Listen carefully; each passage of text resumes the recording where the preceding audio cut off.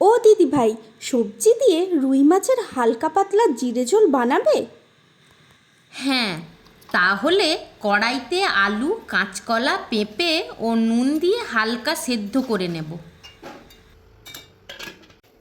সেদ্ধ হয়ে গেলে ঢেলে জল ঝরিয়ে নেব।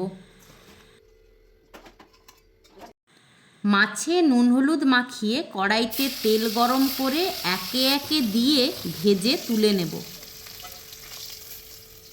আমি এদিকে পেঁয়াজ, গোটা কাঁচা লঙ্কা, জিরে ও অল্প জল দিয়ে স্মুথ পেস্ট বানিয়ে নিলাম। ওই তেলে সেদ্ধ করে রাখা সবজি, হলুদ গুঁড়ো, নুন দিয়ে ভাজবো। অল্প ভাজা হলে তৈরি করা পেস্ট ও পরিমাণ মতন জল দিয়ে ফুট আসা পর্যন্ত অপেক্ষা করব। ফুট এলে ওতে ভেজে রাখা মাছগুলো দিয়ে আবারও ফুটিয়ে পরিমাণ মতো নুন দিয়ে নামিয়ে নিলেই তৈরি রুই মাছের হালকা পাতলা জিরে ঝোল। এবার শুধু খাই আর খাই।